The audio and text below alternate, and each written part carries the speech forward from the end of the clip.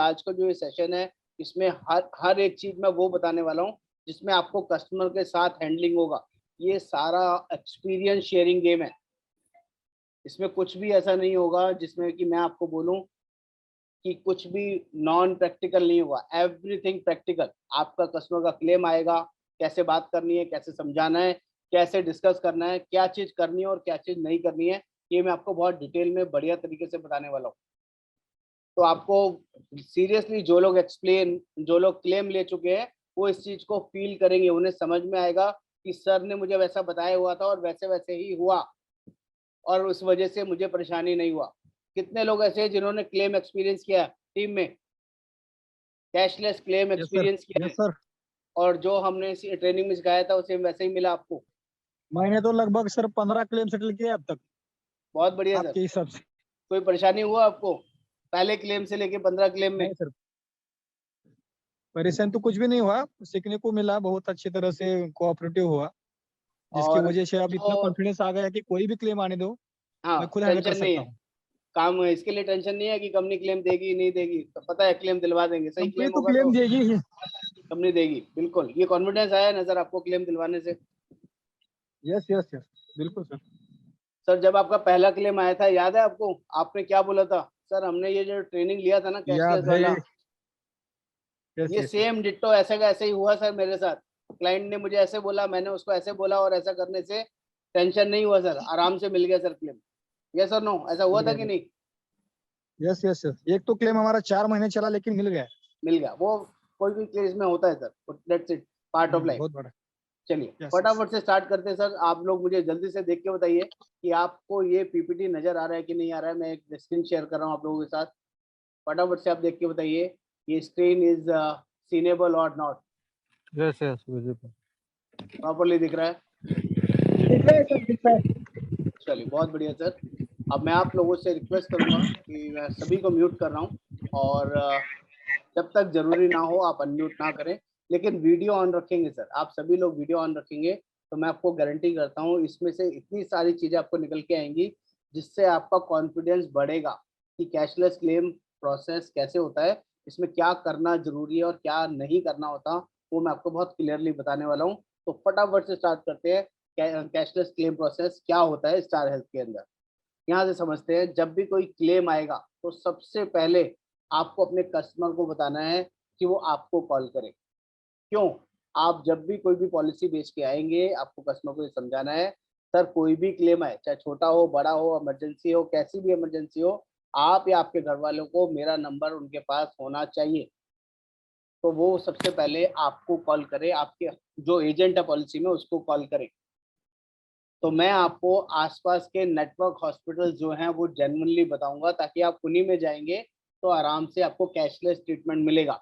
नहीं तो पॉलिसी बेचते वक्त ही आपका कर्तव्य है, आपको ध्यान रखना है, हाथों हाथ जो उसका लिस्ट है, नेटवर्क हॉस्पिटल जो लिस्ट है वो हाथों हाथ कस्टमर को देख के आना चाहिए और उसको बताने आना चाहिए कि यहाँ से भी आप चेक कर सकते हो, स्टार हेल्थ की वेबसाइट पे जाके भी आप नेटवर्क हॉस्पिटल लिस्ट निकाल के देख सकते हो। नहीं तो 4 5 10 हॉस्पिटल के नाम आप उसको बता दो कि आपके एरिया में ये हॉस्पिटल्स हैं जो पैनल में हैं, जहाँ पर कार्ड दिखाने से, पॉलिसी दिखाने से आपको क्लेम मिल जाएगा। अगर आपका नंबर भी वो नहीं है तो उसको पास दूसरा ऑप्शन भी आपको देके आना है कि पॉलिसी में नंबर दिए गए हैं सर, टोल फ्री नंबर दिए गए हैं, इस टोल फ्री नंबर पे भी आप बात कर लेंगे तो आपको पिन कोड बताने से आपको आपके आसपास के नेटवर्क हॉस्पिटल पता चल जाएंगे, जिससे आपका क्लेम आराम से मिल जाएगा, पैसा नहीं देना पड़ेगा। ये बात आपको बता के आनी ही आनी है।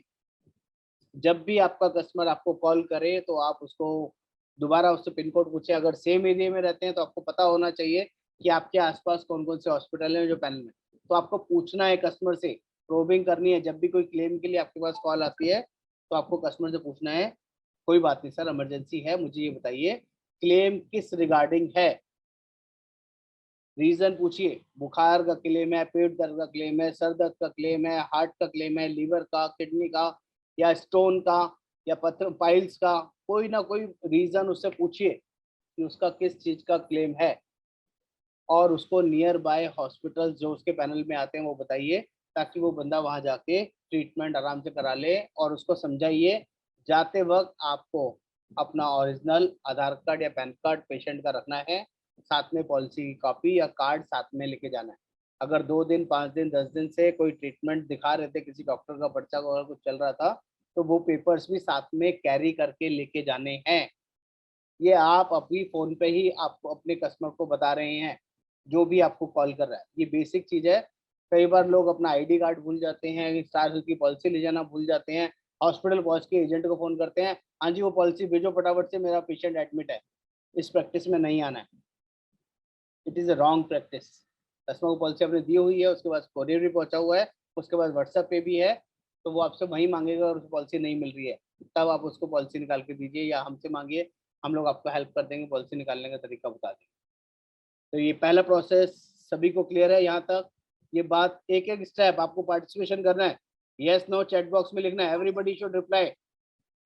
मैंने बताया जब भी आप कोई पॉलिसी सेल करेंगे किसी भी कस्टमर को, तो उनको नेटवर्क हॉस्पिटल की लिस्ट दे के आएंगे उनके व्हाट्सएप पे, उनको आसपास के नेटवर्क हॉस्पिटल बता के आएंगे, उनको ये बोलेंगे सर जब भी कोई क्लेम आएगा तो पहले एडमिट होने से पहले एक बार आप मुझे कॉल कर लें। मेरे को कॉल करेंगे तो मैं आपको दोबारा वो सही हॉस्पिटल बता दूंगा, ताकि आप वहाँ जाके इलाज कराएंगे तो आपका पैसा नहीं लगेगा। और आज आप जैसे हॉस्पिटल में एडमिट होने जा रहे हैं तो अपना आईडी कार्ड, जो अपना आधार कार्ड या पैन कार्ड की कॉपी ओरिजिनल रख लें, साथ में एक अपना जो स्टार हेल्थ का पॉलिसी है या स्टार हेल्थ का कार्ड है वो साथ में रख लें। और अगर आपका कोई ये ट्रीटमेंट जिस बीमारी की वजह से आप एडमिट हो रहे हैं, ये किसी को दिखा रहे थे 2 दिन 5 दिन 10 दिन से, तो उससे रिलेटेड जो भी दवाइयाँ आपने खाई हैं, जो ट्रीटमेंट आपने कराया है, वो पेपर्स भी साथ में कैरी कर लें। ये आपको बोलना है, ताकि इसके लिए वापस हॉस्पिटल से किसी को भागना नहीं पड़ेगा ये डॉक्यूमेंट्स कैरी करने के लिए। Everybody clear? यहाँ तक समझ में आया सभी को? क्लियर है सर। चलिए नेक्स्ट आगे बढ़ते हैं। यहाँ हमने बता दिया कस्टमर हॉस्पिटल पहुंच गया, हॉस्पिटल में जैसे ही वो जाएगा तो हॉस्पिटल वाले सामने से पूछते हैं कि ये जो आपका ट्रीटमेंट है ये कैशलेस है या कैश में पेमेंट करेंगे, कोई पॉलिसी ले रखा है आपने या कैश में पेमेंट करेंगे, तो आप उनको बताएंगे वहाँ पे कि हाँ मेरे पास पॉलिसी है, ये मेरा आईडी कार्ड है और ये मेरा पॉलिसी पेपर है या मेरा पॉलिसी का कार्ड है। तो वो देने से ही इनिशियल प्रोसेस का सिस्टम स्टार्ट होगा। वहाँ पर आपका जो पेशेंट है, जो भी एडमिट हो रहा है, उसको एक डॉक्टर इनिशियली चेक करेगा, डायग्नोस करेगा, इनिशियल पूछेगा कब से दिक्कत है, कब से प्रॉब्लम है। यहाँ पर अगर आपका कस्टमर आपको फोन करता है, मान लीजिए आपके कस्टमर ने आपको कॉल नहीं किया, एक एग्जांपल बता रहा हूँ कितनी बड़ी प्रॉब्लम यहाँ पे खड़ी हो सकती है।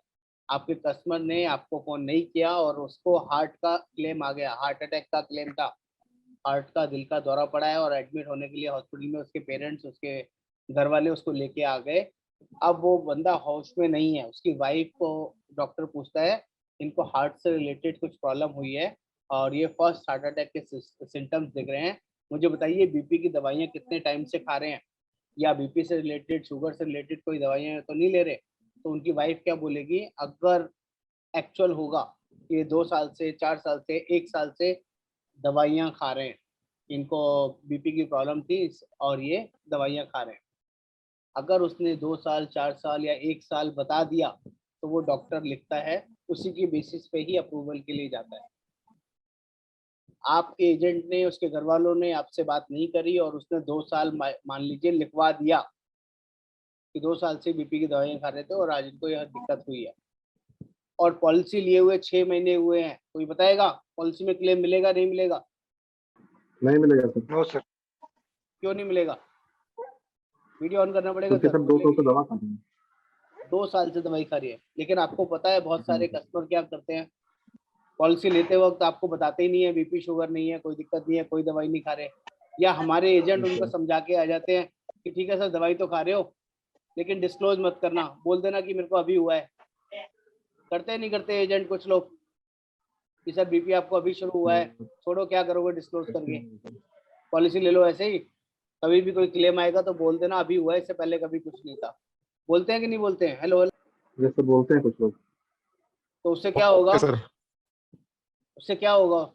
बोलते अब जिस पेशेंट को ये बोला, जिसने ये पॉलिसी लिया, उसको तो याद है, लेकिन उसकी वाइफ और उसके बच्चों को तो ये याद नहीं था और उन्होंने 2 साल का बोल दिया तो क्या क्लेम मिलेगा पॉलिसी में? नहीं मिलेगा सर। नहीं मिलेगा दोस्तों। तो यहाँ चीज आपकी बहुत ज्यादा इम्पोर्टेंट आती है। जब आपकी उसकी वाइफ आपको कॉल करके बोल रही है और आपने उससे पूछ लिया कि हार्ट के लिए क्लेम लग रहा है, हार्ट में पेन हो रहा है और वो बेहोश हो रहा है, उनको बहुत अनबियरेबल हार्ट में पेन हो रहा है, चेस्ट में कंजेशन हो रहा है, तो आपने उसी टाइम फटाफट से पूछना है कि भाभी जी कोई बीपी शुगर की कोई दवाई वही चल रही थी क्या इनकी पहले से? तो वो बोलेगी कि हाँ 2 साल से। उसको वहीं रोकना है, उसको ये समझाना है भाभी जी आपने मुझे तो बता दिया, लेकिन वहां पर हॉस्पिटल में डॉक्टर आपसे पूछेगा तो आपने बोलना है कोई दवाई नहीं खा रहे थे, क्योंकि इन्होंने पॉलिसी के अंदर डिस्क्लोज नहीं किया हुआ है। मैंने इनको समझाया भी था पॉलिसी लेते वक्त कि अगर डिस्क्लोज करेंगे तो 4 साल वेटिंग पीरियड लगेगा, डिस्क्लोज नहीं किया है तो आगे भी नहीं बताना है। ऐसा कर सकते हैं कि नहीं कर सकते हैं? Hello hello. यस सर, कर सकते हैं। और ऐसा करने से क्लेम मिल जाएगा कि नहीं मिलेगा? मिलेगा सर। मिलेगा सर। लेकिन अगर आपका कस्टमर ने आपको कॉल नहीं किया तो फिर फॉल्ट किसका होगा? कस्टमर का। कस्टमर। क्या कस्टमर कोई अपनी गलती मानता है? नहीं मानता सर। कस्टमर नहीं मानता है सर। वो कस्टमर आपसे जिंदगी भर के लिए छूट जाएगा, वो अगले साल पॉलिसी रिन्यू नहीं कराएगा अगर उसका क्लेम नहीं मिलेगा। Yes sir. यस और नो? मेरी बात समझ पा रहे हैं कि नहीं समझ पा रहे? यस तो ये सर, यस पहला सर, कॉल आपके पास आना चाहिए, बाय डिफॉल्ट आना चाहिए, और आपको सही तरीके से पूछना ही पूछना है कि क्या दिक्कत की वजह से एडमिट हो रहे हैं, क्या प्रॉब्लम है, कब कब पहले से कोई बीपी शुगर की दवाई खा रहे थे क्या, पॉलिसी में डिस्क्लोज किया है क्या? अगर आपके पास पॉलिसी हैंडी नहीं है, पॉलिसी कॉपी व्हाट्सएप पे उसी टाइम मंगवा लीजिए। आप चेक कर लीजिए बीपी शुगर डिस्क्लोज करके वेटिंग पीरियड में लगाया कि नहीं लगाया है। अगर किसी ने बीपी शुगर डिस्क्लोज किया हुआ है और बीपी शुगर से रिलेटेड ही क्लेम है तो वहां पर उसको बता दीजिए, आप किसी भी छोटे हॉस्पिटल से क्लेम करा लीजिए, क्योंकि आपका पहले 4 साल, पहले 3 साल, पहले 2 साल क्लेम नहीं मिलेगा, क्योंकि पॉलिसी में आपने डिस्क्लोज कराया हुआ है। ये हम शुरू में ही बता सकते हैं कि नहीं बता सकते उसको? Hello hello. Yes sir. जी बता सकते हैं सर। तो उसको क्या बहुत बड़े हॉस्पिटल में जाना चाहिए? बहुत बड़े हॉस्पिटल में जाएगा क्या वो?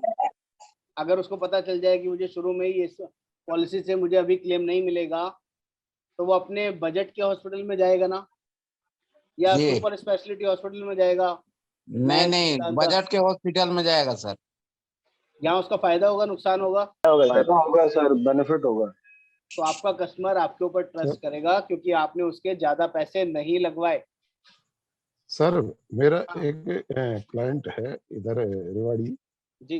तो उनकी वाइफ को कोई दिक्कत हो गई थी अभी हाँ जी। 4-5 दिन पहले, ठीक है। तो हॉस्पिटल में लेके गए पैनल वाले में ही। ठीक है।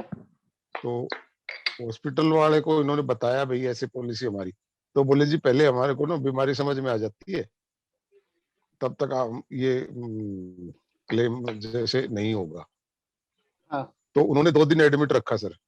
ठीक है। अब 2 दिन का उन्होंने 22-23 हजार रुपये बिल बना दिया उनका, ठीक है। और उसके बाद उन्होंने रेफर कर दिया जी बीमारी समझ में नहीं आई। तो उसका कुछ हो सकता है क्या? नहीं सर, जिसमें बीमारी डायग्नोस नहीं होती ना सर, उसका कोई कंपनी क्लेम नहीं देती है सर। सर 2 दिन एडमिट रखा है फिर उसने। हाँ वो रखा है सर, बिल्कुल रखा है। कंपनी किस चीज़ का क्लेम देती है सर? मैं आपको बता दूं, बीमारी डायग्नोस होने का। कुछ लोग चेकअप कराने के लिए भी हॉस्पिटल में एडमिट हो जाते हैं कि पॉलिसी है, चलो यार 3-4 दिन से चेस्ट में पेन हो रहा है, पेट में दर्द हो रहा है, कई सारे टेस्ट करा डालते हैं, देख लेते हैं कुछ ना कुछ तो निकल ही जाएगा, और कुछ भी नहीं निकलता है सर। सिर्फ टेस्ट कराने के पर्पज से एडमिट होते हैं।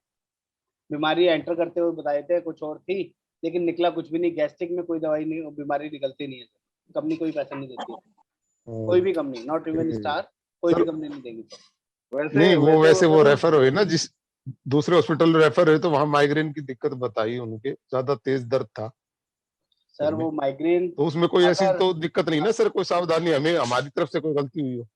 मैंने क्या बोला सर, आप जिस भी हॉस्पिटल में जा रहे हैं आपको डॉक्टर को प्रेशराइज करना पड़ेगा कि मुझे पैसा क्यों देना जब मेरा मेडिकल कवर है।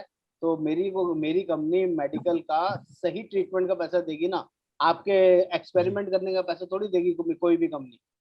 वो तो एक्सपेरिमेंट कर रहे हैं, या तो उनके पास कैपेबल डॉक्टर नहीं थे या कैपेबल चीजें नहीं थी, जिसकी वजह से एक्सप्लेन फाइंड आउट ही नहीं कर पाए।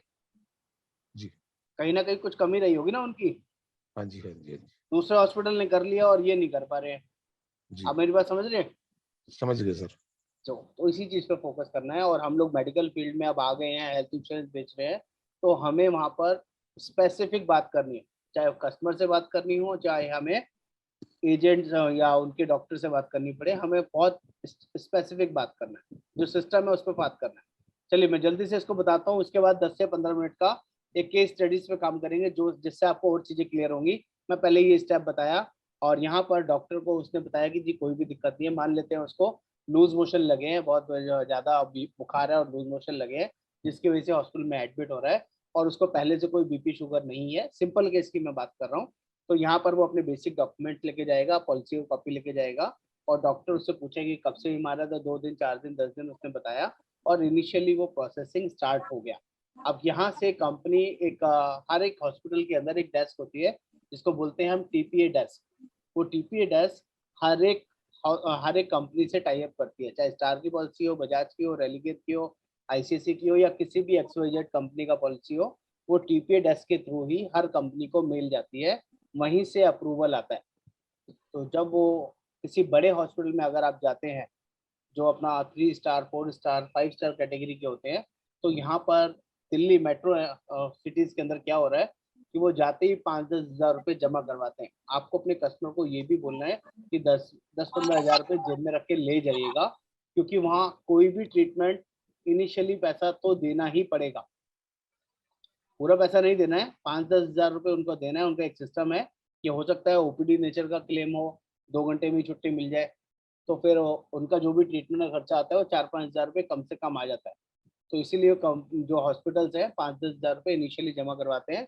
आप 5-10 हज़ार रुपये जेब में रख के जरूर जाइएगा, ये सिस्टम है, वहाँ देना पड़ेगा तो दे दीजिएगा, वो पैसा रिफंडेबल है, कि आपको इतना फीड करना है कस्टमर के दिमाग में, नहीं तो हर चीज़ के लिए कस्टमर आपको कॉल करेगा, और 10 हज़ार रुपये मांग रहे हैं, 5 हज़ार रुपये मांग रहे हैं, क्यों देना है जब मेरी कैशलेस पॉलिसी है। तो उनको बताना है पहले ही कि ये देना पड़ता है। किसी को कुछ क्वेरी रहेगा तो चैट बॉक्स में डाल के आप पूछ सकते हैं।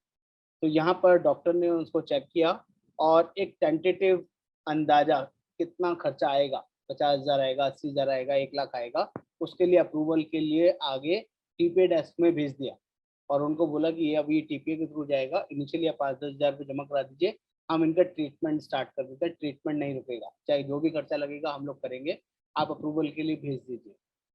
अब जब आप टीपीए डेस्क पे जाएंगे, तो वहाँ पर पॉलिसी की कॉपी और वो डॉक्यूमेंट जब देने के बाद उस डेस्क में प्री ऑथराइजेशन के लिए जाएगा। प्री ऑथराइजेशन क्या होता है, अगर 1 लाख रुपए के लिए हॉस्पिटल ने रिक्वेस्ट डाली है, ये पेशेंट है, इस बीमारी के लिए एडमिट हुआ है, तो कंपनी उस पॉलिसी को वेरीफाई करेगी, उसका डॉक्यूमेंट चेक करेगी, उसके डॉक्यूमेंट से जो उसका आधार कार्ड या पैन कार्ड है उससे पॉलिसी मैच करने चाहिए, नाम accurate, date of birth accurate match होना चाहिए, ये कंपनी क्रॉस चेक करेगी। बीमारी छोटी है या बड़ी है, लॉन्ग नेचर की है या शॉर्ट नेचर की है, देखो लूज मोशन बुखार उखार किसी को भी हो सकता है, तो उसका अप्रूवल फटाफट आ जाता है, with in 60 minute, with in 120 minutes में इनिशियल अप्रूवल आ जाएगा 10 हज़ार 20 हज़ार 25 हज़ार रुपये का, अगर 1 लाख के लिए क्लेम डाला है। तो आपका कस्टमर यहाँ पर भी शोर मचाएगा कि 1 लाख का क्लेम डाला था, 10 हज़ार का ही कंपनी ने अप्रूवल दिया है, तो उसको समझाइए इनिशियल अप्रूवल चाहे 1 रुपये का है, चाहे 1 हज़ार का है या 10 हज़ार का है, आपको बाकी सारा खर्चा भी मिलेगा। अब अप्रूवल आ गया, बेफिक्र हो जाइए, आपका सारा काम आराम से होगा, आपको परेशानी की कोई बात नहीं है। लेकिन जो अगर नेचर बड़े किसी बीमारी का है, हार्ट का है, किडनी का है, लीवर का है, और पॉलिसी लिए हुए अभी 6 महीने 4 महीने 1 साल हुआ है, तो कंपनी को कुछ क्वेरी लगता है, कंपनी को कुछ डाउट लगता है, वो कहते हैं इतनी जल्दी पॉलिसी में क्लेम आया है, तो थोड़ा सा वो ब्रीफिंग के लिए क्वेरी रेज कर सकती है। वो बोलेगी कि पेशेंट से पूछो कब से उसको ये बीमारी है, कितने टाइम से वो दवाई ले रहा है, अगर कोई प्रीवियस पास्ट हिस्ट्री है तो उसकी डिटेल शेयर करें। बहुत स्मार्ट प्ले करती है कंपनी, मैं आपको बता दूं।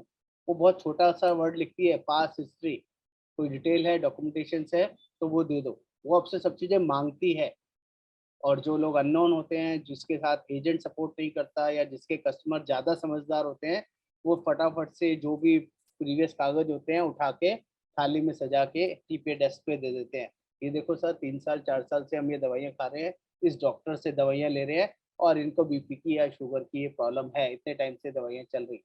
और क्लेम उसी चीज़ से रिलेटेड है, पॉलिसी लिए हुए 6 महीने 1 साल हुए, और अपने हाथ से ही अपने हाथ कटवा लेते हैं। समझ पा रहे हैं मेरी बात? तो जो हमने बोला है उसी के अकॉर्डिंग काम करेंगे तो क्लेम में कहीं दिक्कत नहीं आएगी।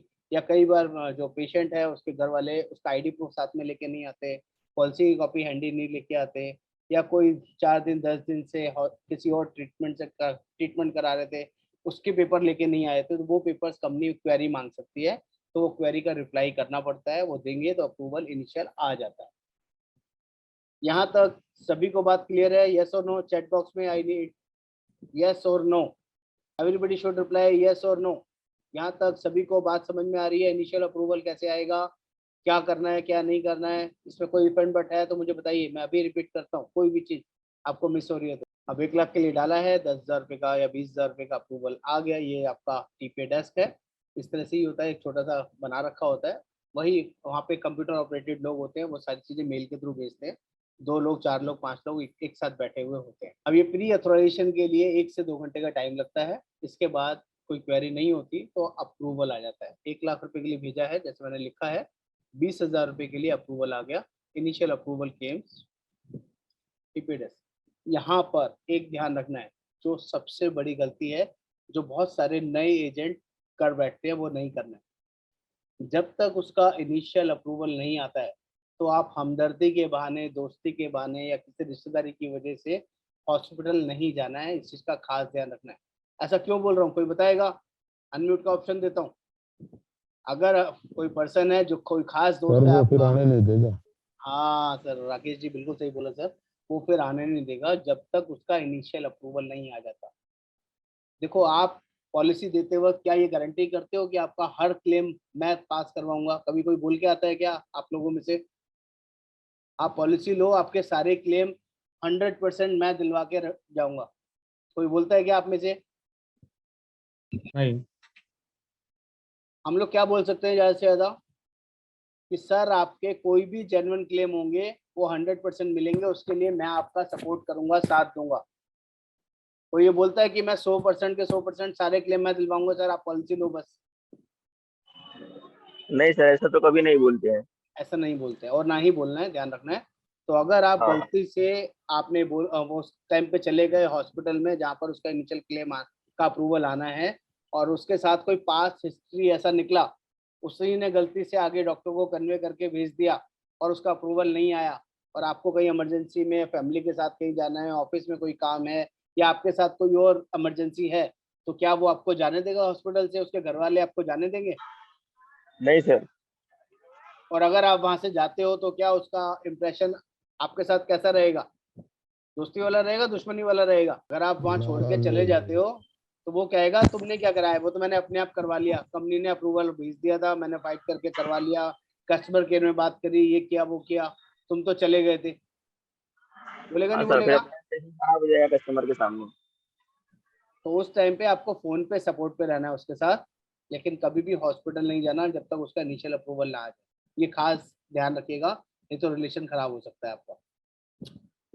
और जिस दिन फाइनल डे होगा उससे पहले आपको जो पर्सन है, जो भी उसके साथ अटेंडेंट है, उसकी वाइफ है, उसका बच्चा है, उसका दोस्त है, उसका रिश्तेदार है, किसी एक बंदे के साथ कोऑर्डिनेशन बैठाना है, उसको भी यही समझाना है ये मेरा नंबर आपने अपने रिश्तेदारों में नहीं बांटना है, चाहे वहाँ पे कितने भी नियर एंड डियर आए हों आपके। मैं एक चीज, एक क्लेम के लिए 10-10 लोगों को अलग अलग नहीं बताऊंगा, पहले ही दिन डिस्चार्ज से पहले ही बता देना है, चाहे उसका भाई हो, बहन हो, कोई भी रिलेटिव हो, वाइफ हो। ऐसा क्यों, पता है क्यों होता है? एक्सपीरियंस से बता रहा हूँ आपको। जिस दिन अप्रूवल आने वाला होगा ना, जिस दिन 2 घंटे 4 घंटे लगते हैं, अभी बताता हूँ क्या प्रोसेस होता है फाइनल डे से पहले। आपको सिर्फ ये बोलना है, जो भी अटेंडेंट के साथ रहेगा मुझे उसके साथ कोऑर्डिनेशन करा दो, उसकी वाइफ से बोल दो, उसके भाई से बोल दो, या जो भी मेरे से बात करना चाहे एक बंदा करेगा। 10-10 लोग मुझे फोन नहीं करेंगे, 10-10 लोग मुझे नहीं पूछेंगे कि अप्रूवल कब आ रहा है, नहीं तो पहले मैं एक को बताऊंगा, फिर वही चीज दूसरे को, वही तीसरे को, वही चौथे को। क्या मेरा यही काम है सबको सुबह शाम तक बताने का? और 1 घंटे में हो सकता है 4 लोग नहीं 10 लोग आपको फोन करें, सारे रिश्तेदार एक टाइम में एक इकट्ठे हो जाते हैं ना कई बार। तो आपको यहाँ पर एक बेसिक लर्निंग दे रहा हूँ, जो आपको बोलना है डिस्चार्ज से 1 दिन पहले फोन करके उस पेशेंट के खास रिलेटिव को जिसके साथ आपका कोऑर्डिनेशन है, उसको बोलना है सर जिस दिन कल आपके पास अगर डॉक्टर आने वाले हैं, परसों आने वाले हैं, तो वो आपको 1 दिन पहले ही बता देंगे कि कल आपको डिस्चार्ज कर देंगे। तो डिस्चार्ज से 1 दिन पहले आप मेरे से बात कर लेना मैं आपको फॉर्मेलिटीज के बारे में बता दूंगा, जिससे कि आपको परेशानी नहीं होगी। तो वो एक दिन पहले आपको फोन करेगा कि सर डॉक्टर ने बोला है 4 दिन हो गए, 5 दिन हो गए हैं, अब कल डिस्चार्ज होना है। तो यहाँ पर आपको उस बंदे को समझाना है कि आपका डॉक्टर सुबह आके आपको बोल के जाएगा कि आज इन्हें डिस्चार्ज कर रहे हैं। पहले एक दिन पहले बताएगा और फिर अगले दिन सुबह आके चेक करके जाएगा कि रिपोर्ट ओके है, चलो जी आज डिस्चार्ज कर देते हैं इनका, अब ये ठीक है, थोड़े दिन दवाई चलेंगे, थोड़ा सा ध्यान रख लेंगे। तो यहाँ पर जैसे ही डॉक्टर को वो बता के जाएंगे, उसके बाद आपको अकाउंट डिपार्टमेंट में जाना है, उनको बोलना है इनका डिस्चार्ज के पेपर रेडी कर दीजिए। उसके बाद टीपीए डिपार्टमेंट में जाना है, उनको बोलना है इनकी फाइनल बिल जैसे ही आ जाए, इसकी जैसे ही आप मेल भेजेंगे, आपने मुझे बताना है कि आपने मेल भेज दी, तो मैं इसका अप्रूवल जल्दी करवा दूंगा। डॉक्टर सुबह 8 बजे आएगा, चेक करके चला जाएगा, पेशेंट के सामने, उसके डिपेंडेंट के सामने बोल देगा आज डिस्चार्ज कर रहे हैं, लेकिन फाइनल बिल डिस्चार्ज टीपीए के थ्रू जो मेल पे जाना है, उसको जाने में 1 से 2 बज जाएंगे। गया नहीं है पेशेंट, तो डॉक्टर के पेशेंट के साथ जो अटेंडेंट बैठा है वो तो उसके साथ बैठा है। इंटरनली जो क्लोजिंग के डिस्चार्ज की फॉर्मेलिटीज होती है, उसमें 3 से 4 घंटे हॉस्पिटल वाले ही लगा देते हैं। अब मान लो वो 2 बजे मेल गया है, तो डिस्चार्ज का एक फंडा आप समझ लीजिए, जो लोग भी नए हैं या पुराने एजेंट हैं, जिस दिन भी डिस्चार्ज होता है, जब कंपनी की तरफ से फाइनल मेल जाती है, उससे 4 घंटे का टैट होता है। 4 घंटे के अंदर ही अप्रूवल आता है, इससे पहले नहीं आता। किसी किसी केस में 2 घंटे में भी आ जाएगा, किसी में 3 घंटे भी लगते हैं और किसी घंटे में 4 घंटे भी लगते हैं। लेकिन अगर आपने ये प्रोसेस आपके कस्टमर को, उसके अटेंडेंट को नहीं बताया है, तो सुबह 8 बजे से ही आपके पास कॉल आने शुरू हो जाएंगे, सर जी वो अप्रूवल करा दो ना, वो डिस्चार्ज के लिए डॉक्टर भूल गए। मेरी बात सुन पा रहे हैं कि नहीं? अगर सुबह 8 बजे से 9 बजे से 10 बजे से कॉल आ जाए आपके पास कि सर डिस्चार्ज क्यों नहीं करा रहे हो, सर अभी तक अप्रूवल नहीं आया, सर अप्रूवल नहीं आया, और मेरे पास कॉल आएगा आप लोगों का, में से किसी का, तो मैं चेक करवाऊंगा, तो वहाँ पता चलेगा वहाँ फाइल पहुंची ही नहीं है, अभी फाइनल बिल ही नहीं भेजा है कंपनी के। आपका इंप्रेशन खराब होगा, अच्छा होगा, उन्हें लगेगा पिछले 8 घंटे से 10 घंटे से यहाँ तो कंपनी अप्रूवल ही नहीं दे रही है। लेकिन जब आपका कस्टमर ये बताएगा कि 2 बजे फाइल भेजी है, तो आपके पास फॉलोअप कब से शुरू होगा? 6 बजे के बाद से, क्योंकि आप बता चुके हैं 2 बजे भेजने का मतलब है 6 बजे से पहले अप्रूवल लिया आएगा। 6 बज जाएंगे, 5-6 आराम से बच जाएंगे। और अगर इसके बीच में कोई क्वेरी आएगी, तो उस क्वेरी का रिप्लाई भी करना है। आपने मुझे 2 बजे बताया, तो मैं 2 बजे उस पर इनिशिएट का एक्शन लेना शुरू कर दूंगा, और 1 घंटे 2 घंटे में फॉलोअप भी ले लूंगा, अप्रूवल में क्या स्टेजेस है, या उसमें कोई क्वेरी जनरेट हुई है, तो क्वेरी का जवाब देना जरूरी है। अगर क्वेरी का जवाब हॉस्पिटल से आया है, तो हॉस्पिटल को देना है। क्वेरी का जवाब कस्टमर के लिए आया है, पेशेंट के लिए आया है, तो पेशेंट को देना है। कई बार पेशेंट के लिए कोई क्वेरी लग जाती है और पेशेंट रिप्लाई नहीं करता उसका, और वो फिर वेटिंग में पड़ा रह जाता है। टीपीए वाले 1 बार 2 बार बोलेंगे, उसके बाद वो फॉलोअप नहीं करते हैं, लेकिन आपको प्रेशर आना शुरू हो जाएगा, वो बेचैनी हो जाएगी। तो जिसके लिए भी क्वेरी आएगी उसका रिप्लाई शुरू करेंगे। रिप्लाई देने के बाद अगेन 4 आवर्स का टैट है, अगर कोई क्वेरी आएगी तो अगले 4 घंटे लगेंगे, that is clear.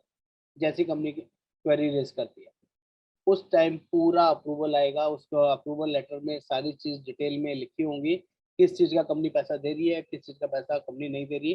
Consumable items का कस्टमर को बता के चलिए कि ये कुछ कंज्यूमेबल आइटम्स है जिसके पैसे नहीं मिलते हैं, ये वेरिएबल होंगे, उसकी पूरी डिटेल होगी। फाइनल बिल पेपर सब कुछ सबमिट होने के बाद ये कंपनी उस तरह से ये काम प्रोसेस करती पर है। 2 बार क्वेरी आ गई तो 12 घंटे लग जाएंगे। नहीं सर, ये टैट है बेसिकली।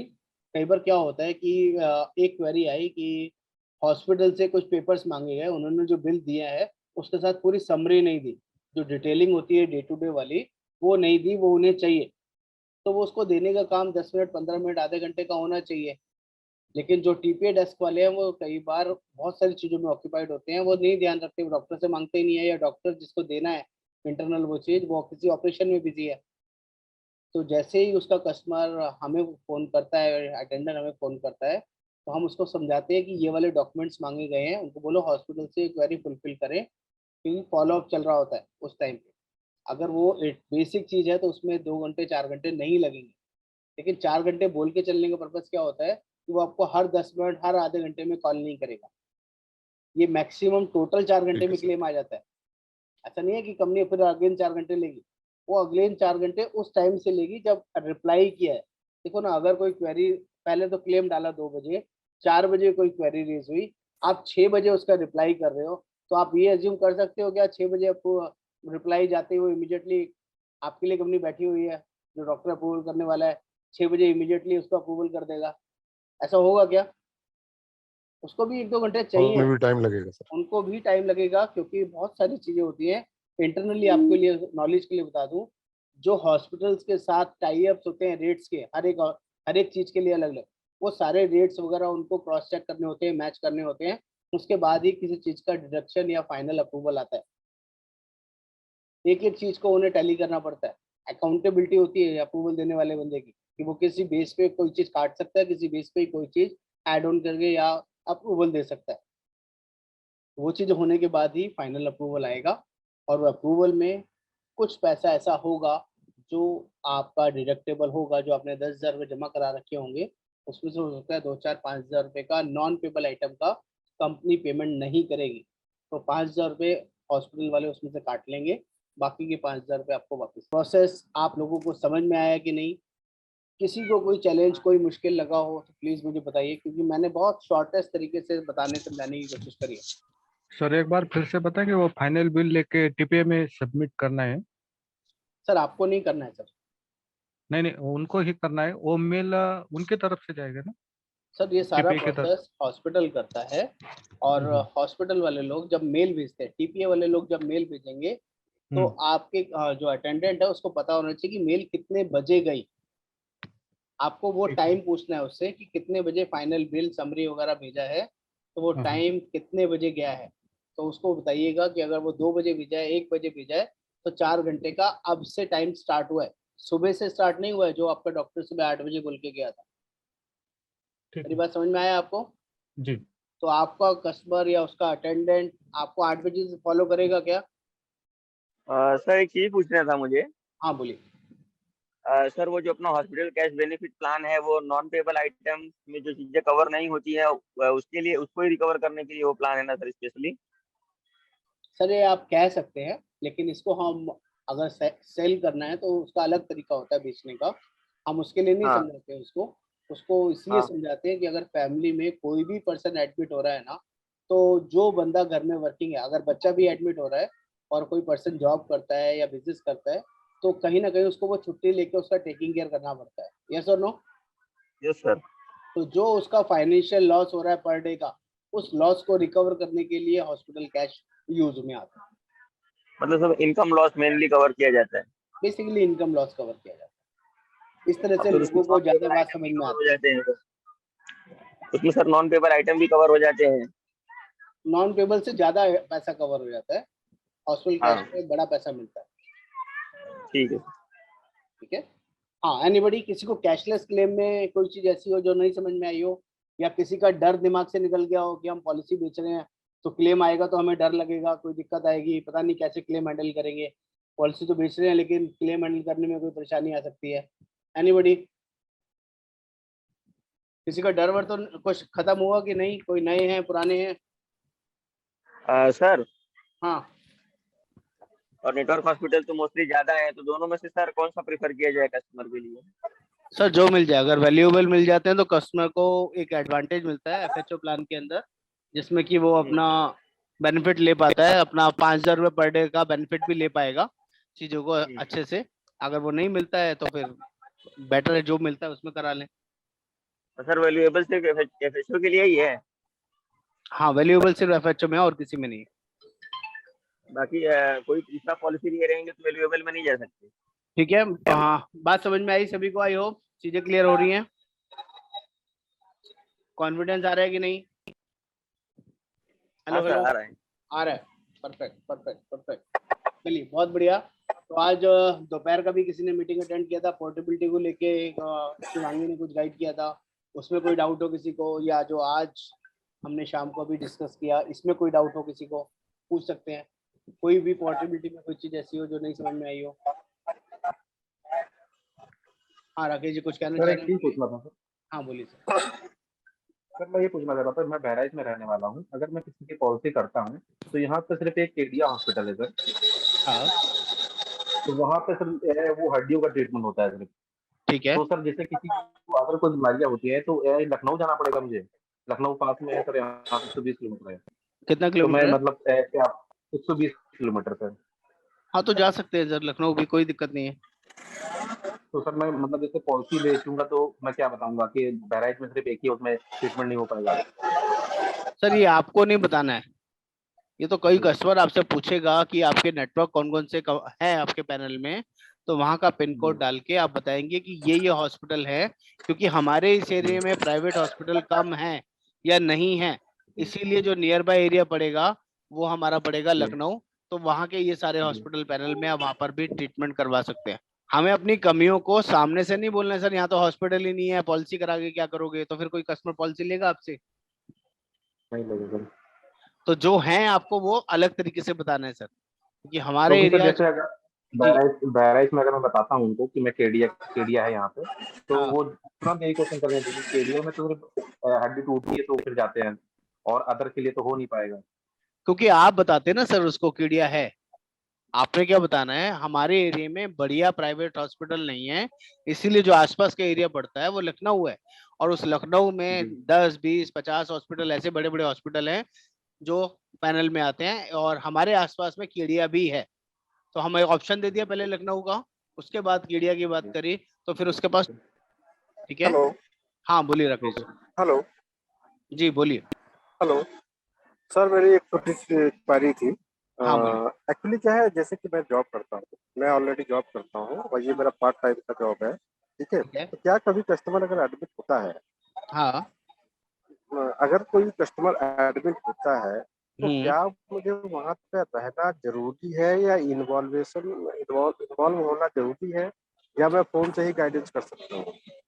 सर अभी जो मैंने आपको समझाया, हम्म, इसमें क्या लगा आपको, इसमें कितनी बार मैंने बोला कि एजेंट को वहां पे रहना जरूरी है?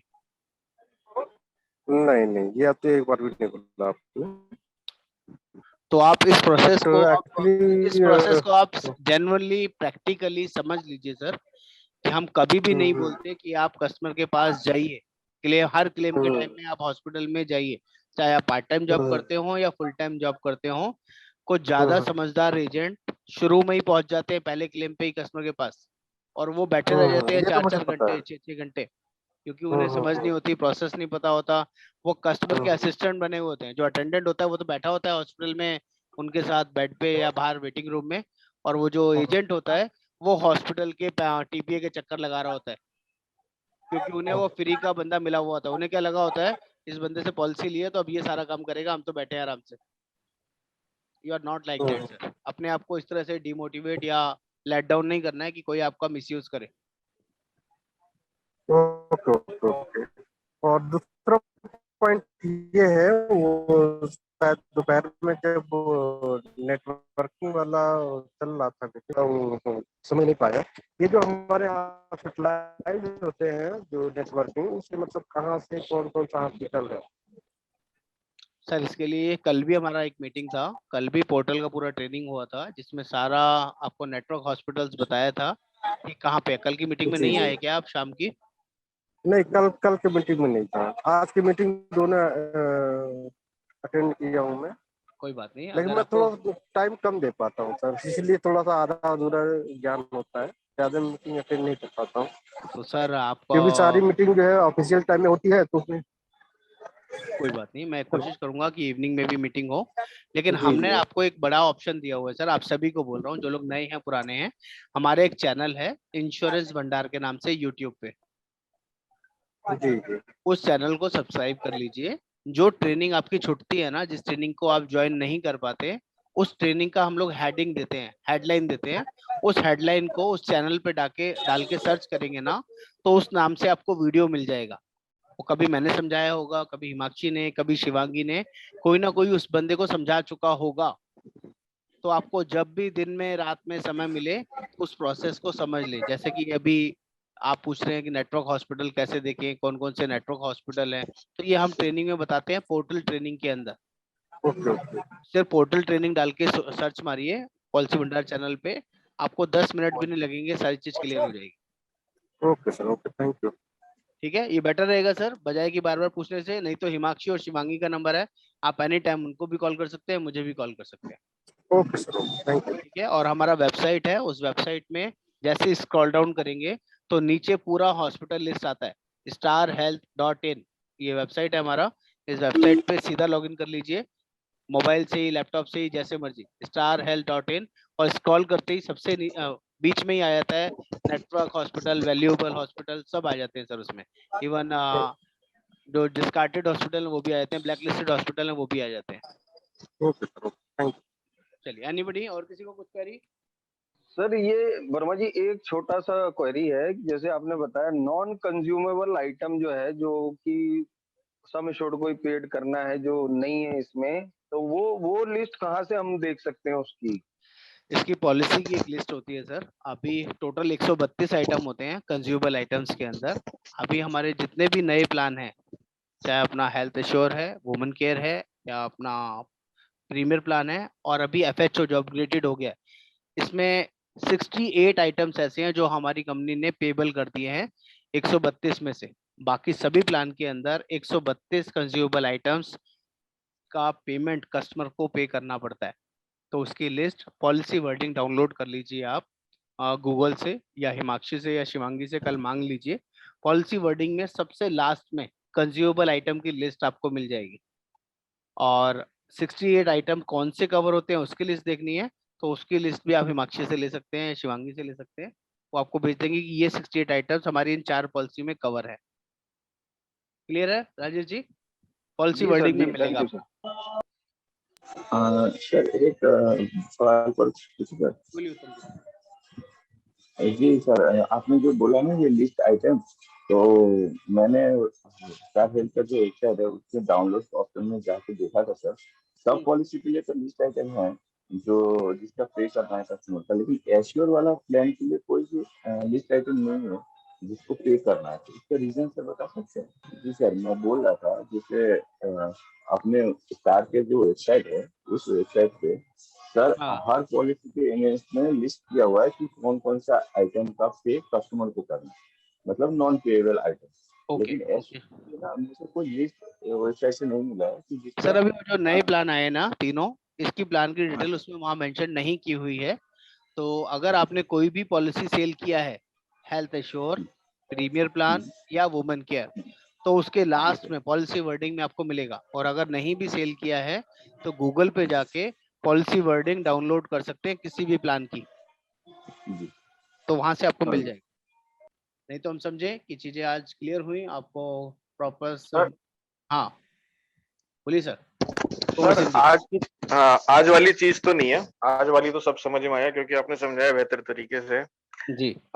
मैं कह रहा था एक स्टार आइटम ऐप जो है जिसमें हम कोटेशन बनाते हैं, हाँ, तो उसमें जब फोन नंबर के बाद ऑप्शन आता है मेल आईडी का, हाँ, तो वो मेल आईडी में अपनी डाल के मैंने पहले भी 8-10 कोटेशन बनाई है।